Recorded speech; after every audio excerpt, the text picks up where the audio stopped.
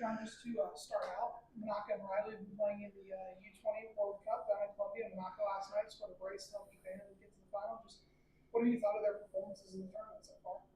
Yeah, I think they've been great. It's good to see them doing well and having a chance to play for a medal.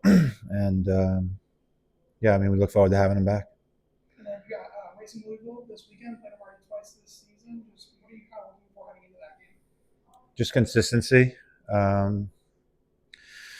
I don't know if we were very consistent against Bay. I thought we were good in possession, but we weren't threatening at all. So hopefully changing that up. But just staying true to ourselves and what we do. And again, they have new players, so I don't know how they're going to set up against us.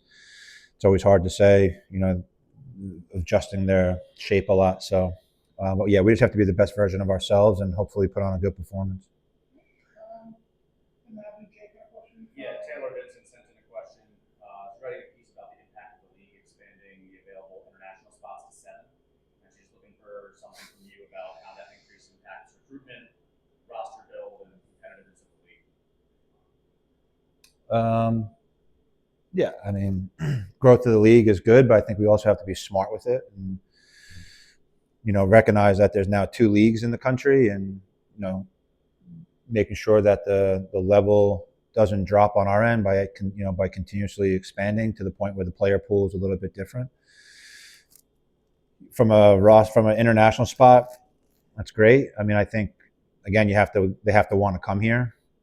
To me, again, there's no doubt. I've said it before that it's the most competitive league in the world, top to bottom.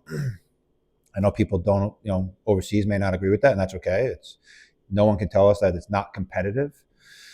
But I also look at it from, our international spots. If there's only 7, you still have 26 rosters. You still have 19 other roster spots. So making sure that teams are building their foundation that suits their style of play. Like for us, it's easy to go find the players that we want because we know how we want to play. And I think when you start to have these expansions and you start to do these things, having that in place is really important.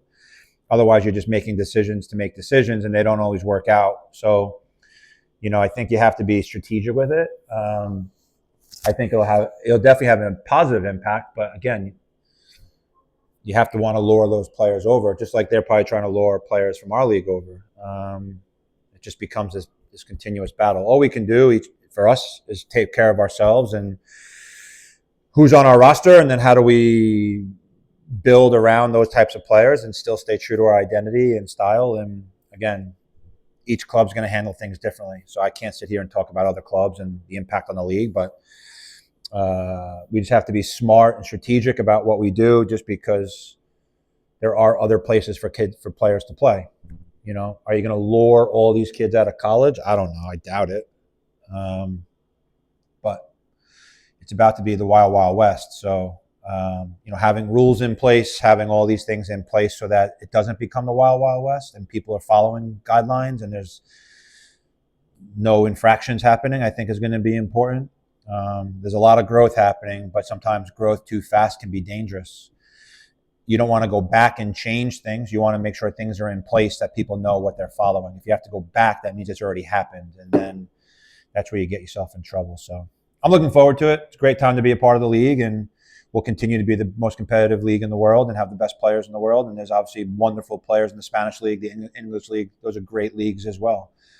But I'm part of the NWSL, and I'm thrilled to be a part of it. Great answer. One more. You had some really good performances on the road this year, maybe unlucky to not get some results. And then to go to San Diego, get the 4 goals, get a resounding result like that. You now actually won 2 of the last 3 on the road in league play. Don't remember the Summer Cup mixed in there. But to see some results coming through and seeing those fruits of labor starting to bear, how do you build off that momentum you're going into back-to-back road games? I mean, I think when you get results, it just maybe gives them a little bit of belief. It's not that they can never do it. We were lacking effort on the road, and that we showed them data 3 times to prove it. So it wasn't like we were just spewing random notes. We have put on good performances. We haven't been threatening enough on the road compared to home. There's obviously always a comfort, but if you look at a lot of teams on the road, there's plenty of teams that have 2 wins, 3 wins, 4. No one's, minus Orlando and maybe Kansas City and Washington. No one's dominating the road. it's a really tough place to play, especially this stage of the season when you're traveling West Coast on the back end of whatever, or traveling to the East Coast. So I just want to see a good performance. That's what I judge the players on. That's what I judge the team on. Just good performances. Hopefully continue to grow the momentum. But yeah, there's no guarantee to it. So the good thing is we're starting to get healthy. You know, we weren't healthy, and we haven't been healthy all year. And now you also look at the string of losses we had on the road in that middle part of the year. It's probably because we were on the road for 6 games in a row. Comes down to wonderful scheduling again. So, you know, it's not easy. Travel home, travel home, travel home. It's like, or travel. It's just got to be some thought behind this stuff. So, but we've been brilliant at home, and that's why we're in the position we're at. And I give the players a lot of credit. They haven't folded. They've stayed true to themselves. It's a great locker room, and I think they're just eager to play again. That's all. At this stage, that's all they care about. Great, Coach. Thanks. Safe travels. Yeah, thank you.